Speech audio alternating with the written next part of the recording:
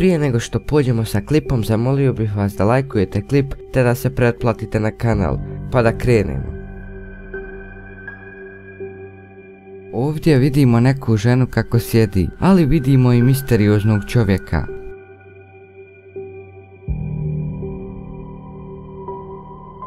Ovdje vidimo neke djevojčice ispred ogledala, ali pogledajte ovu creepy djevojčicu što plaće.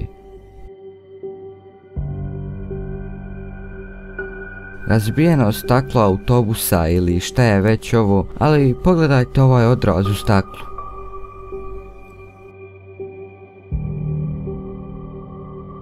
Slika sa vjenčanja, ali pogledajte ovaj balkon desno i vidjet ćete neke ljude u nekim čudnim i misterioznim kostimima. Obična fotografija neke sobe, ali da li ste primijetili lice ovdje?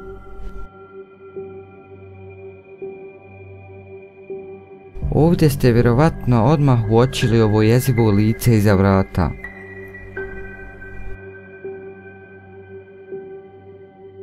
Između ovih djevojaka se nalazi neko jezivo stvorenje.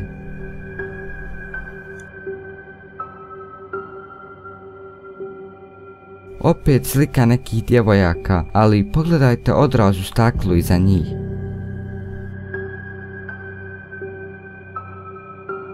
Školska fotografija, ali pogledajte ovo dijete.